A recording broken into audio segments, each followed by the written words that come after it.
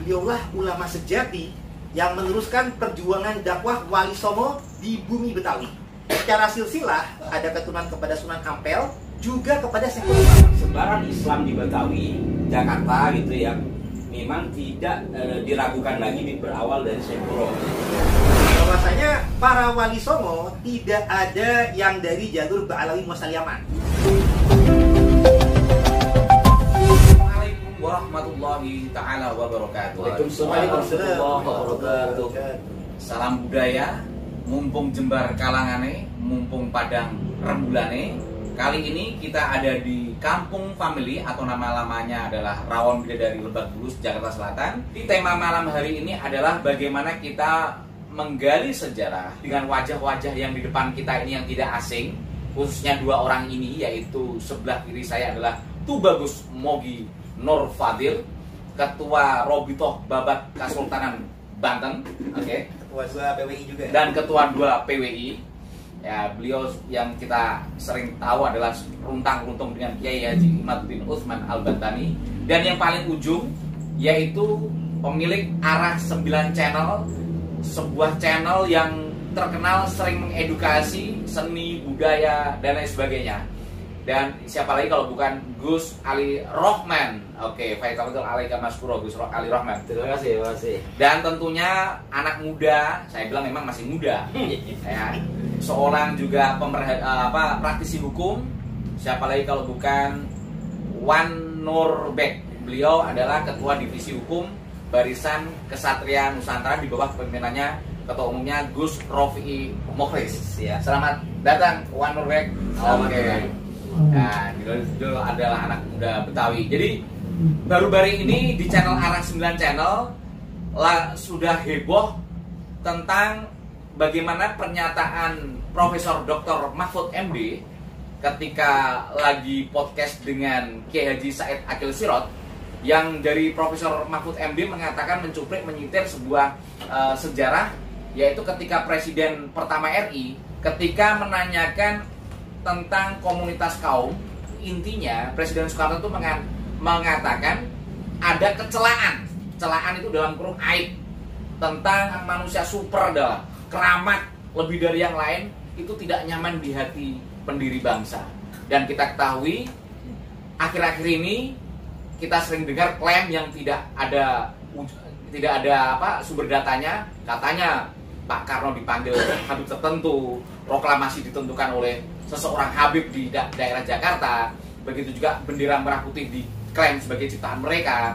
Dalam rangka untuk menindaklanjuti berita yang heboh ini, dalam rangka National and Character Building, membangun karakter bangsa, langsung saja saya akan serahkan acara ini kepada Gus Ali Rohman untuk mendirijeni atau memandu acara ini. Monggo.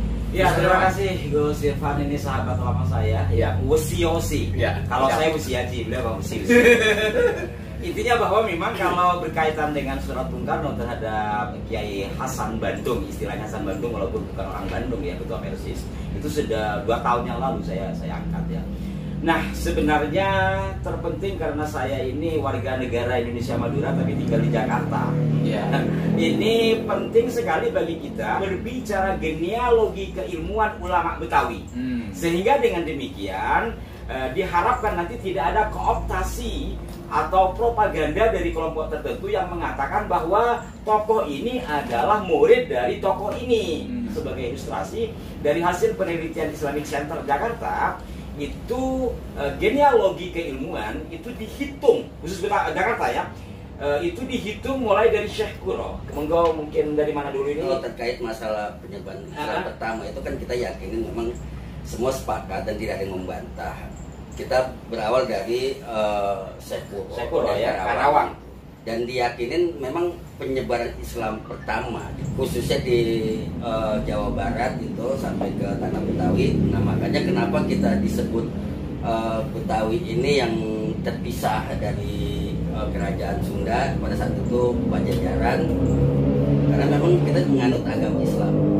Tapi belum masif.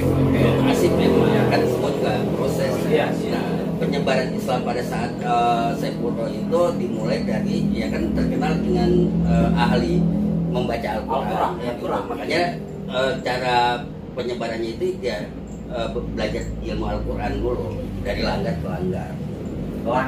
Dari langgar ke langgar. Sekuro ini lebih terfokus di dimulai dari kerajaan Sunan Gunung Jati gitu.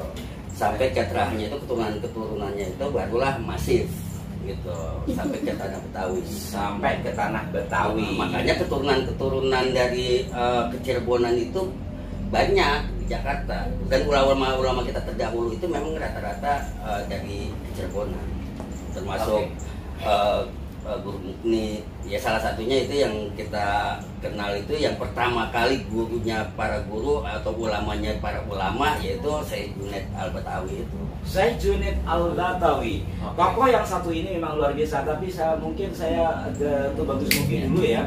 Baik, sebelumnya saya mulai juga duduk dengan pantun. Oke, sebelum itu kita sambil jeda, boleh sambil nanti ya makan ya. Sambil makan camilan ringan, yaitu kacang pedas bidadari. Ya, mantap. Oke. Nikmatilah no sambil berkunjung. Cakep. Di mana bumi dipijak, di situ langit dijunjung. Cakep. Mantap. Adat Betawi di Jakarta, mari kita junjung. Cakep. Perjuangan Wali Songo di Indonesia terus kita sambung. Oke.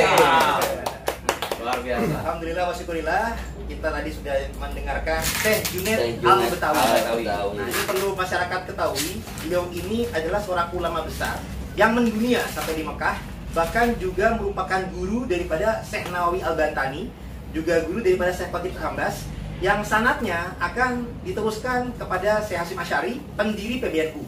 Nah, sebagai ulama besar di Jakarta masa itu di abad 19 Masehi, sekurun juga dengan Habib Usman bin Yahya Mufti Betawi. Nah, tapi beliaulah ulama pribumi yang perlu kita kedepankan kepada masyarakat. Beliaulah ulama sejati yang meneruskan perjuangan dakwah Wali Songo di bumi Betawi. Nah, secara silsilah, beliau pun juga masih keturunan Wali Songo, yaitu ada keturunan kepada Sunan Ampel, juga kepada Syekh Kuro Kerawang. Yeah. Nah, jadi kalau kita juga runut silsilahnya dari Syekh Junaid dulu, nanti kita dari Syekh Junaid kita jelaskan juga sejarah para pejuang-pejuang di tanah Batavia. Jadi Syekh Junaid ini merupakan putra daripada Imam Damiri dan berputra dari bin lagi Imam Habib. Kemudian bin Raden Abdul Muhid bin Pangeran Cakrajaya Niti Kusuma yang merupakan keturunan daripada Raden Arya Jipang alias Arya Penangsang. Nama Arabnya Hussein. Nah, alias beliau ini adalah putra daripada Raden Sekar Sedolepen dari Demak, yang merupakan anak daripada Raden Patah Demak.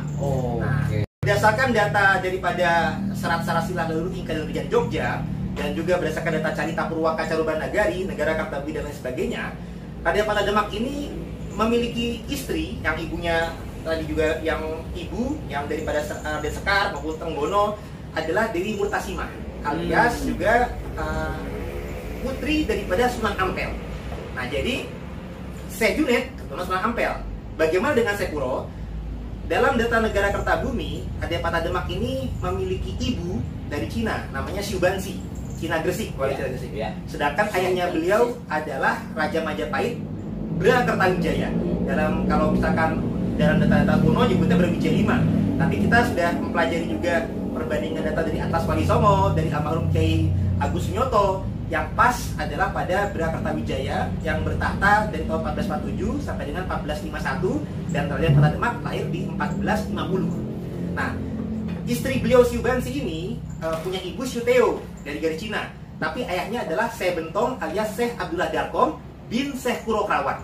Nah, berarti Syekh Junaid Al-Batawi tadi itu meneruskan estafet dakwah dari Syekh Kuro maupun Sunan Ampel. Dan perlu diketahui juga, tokoh yang leluhur beliau Arya Penangsang ini berpoligami, menantu daripada Sunan Kudus, menantu daripada Fatahillah alias Sunan Gunung Jati yang keempat, menantu daripada Maulana Hasanuddin Banten, Banten pertama, yang anak daripada Syarif Hidayatullah Sunan Gunung Jati yang kedua, dan juga salah satu istri beliau adalah keturunan daripada Raja Pajajaran yang Prabu Surawisesa alias Prabu Siliwangi keempat.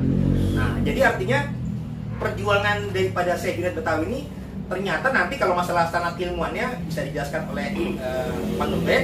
Tapi secara genealogi keturunannya memang merupakan keturunan pelanjut dakwah yang ada di bumi Betawi. Jadi masih nyambung sama Wali Songo. Betul sekali. Sunan Ampel. Secara silsilah daripada kan dia bersambung garis laki kepada Arya Penangsang. Neneknya Arya Penangsang adalah putri Sunan Ampel. Nah, sedangkan Arya Patademak sendiri dari ibunya keturunan Sekuro Kerawang. Ya. Nah, jadi masih bersambung sanatnya dari Sekuro, Sunan Ampel. Dan kalau untuk masalah Arya Penangsangnya kita masih penelitian karena beliau berpoligami ya. Kita masih belum tahu leluhur beliau ini dari istri Arya Penangsang yang mana. Ya, karena begini, kalau saya memahaminya dalam penyebaran Islam itu antara sanad dan nasab itu saling berkait. Betul sekali. Kalau saya perhatikan, apalagi masa lalu ya, biasa namanya anak belajar sama bapak, belajar sama kakek, dan sama mertua juga. Ya, sama mertua.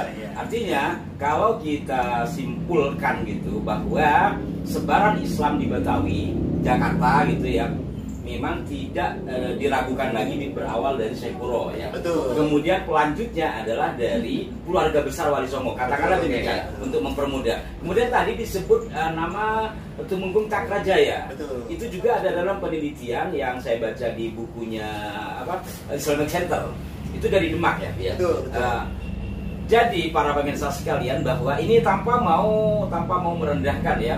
Kemudian ada klaim mereka datang kemudian menyebarkan Islam. Nah, kalau Islam sudah tertata mulai dari garis pernikahan bahkan dari peta kekuasaan, ini juga penting nanti karena apa? Bagaimana orang bisa menyebarkan satu ajaran sehingga masif kalau dia tidak memiliki kekuasaan kan? Nah, ini juga penting nanti. Tapi dari sini kita bisa membuka ruang pikir kita bahwa jelas-jelas sebaran Islam memang berpangkal, katakanlah dari kelompok besar yang kemudian dikenal dengan nama Wali Songo itu, hatta di bumi Jakarta.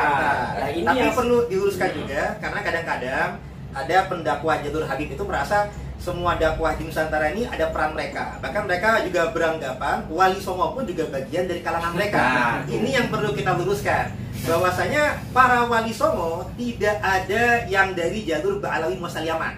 Nah, termasuk ulama pra Wali Songo sekalipun, Syekh Kuro, dalam data Malaka, itu beliau itu bapaknya adalah salah satu subsidi, terahnya kepada Al-Jalani Al-Hasani, bukan ke jalur Yaman. Jadi jalur Maroko. Jadi ada dua muasal kedatangan yang perlu kita jelaskan kepada masyarakat. Ada yang berasal dari jalur Maulana Maghribi dari Maroko, yang mereka dari Maroko itu pindah dulu ke Malaka baru ke Nusantara, Pulau Jawa. Ada yang dari jalur Mahdum Asmarkandi dari Samarkand Uzbekistan pindah ke India baru ke Nusantara. Tidak ada wali Nusantara masa-masa awal itu yang dari jalur Ba'alawi Muasal Yaman. Nah, jadi ini harus kita luruskan. Tapi juga yang perlu kita pahamkan juga, para ulama-ulama pendahulu ini dalam berdakwahnya mau berbaur. Mereka tidak rasis, tidak fasis, tidak eksklusif, tapi justru berdakwah Islam secara inklusif dan merangkul. Mereka menikah dengan setempat. Jadi ketika dari Timur Tengah itu di Campa, mereka menikah dengan orang Campa, dengan orang Cina, dengan orang Jawa, dengan orang Sunda, termasuk dengan orang Betawi.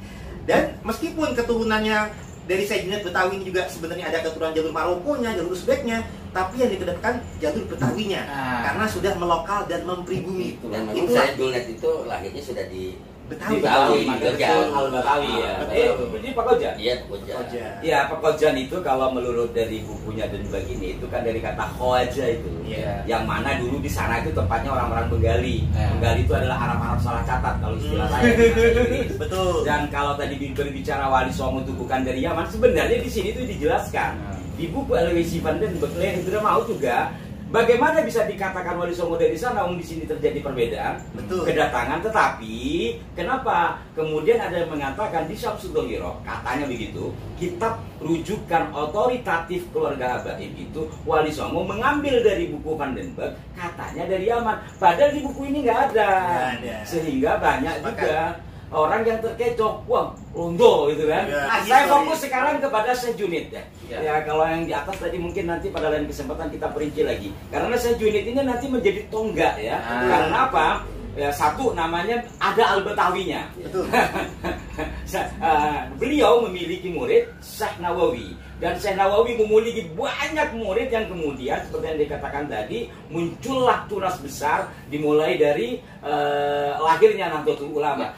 Ini bukan membesar-besarkan Nahdlatul Ulama, artinya bahwa genealogi keilmuannya itu ternyata ya muter-muter di satu keluarga yang sama, termasuk Syekh Junid Al-Batawi yang melanjutkan perjuangan keturunan Wali Songo. Yang selama ini orang kan berpikirnya kan berbeda. Bahkan Syekh Junid itu ada yang mengatakan Ba'alwi dulu. Ya, Syekh Nawawi juga masih dari Sunan Gunjati. Makanya dari Syekh Junid ke Syekh Nawawi itu ada kesinambungan. Masih ada keluarga besar.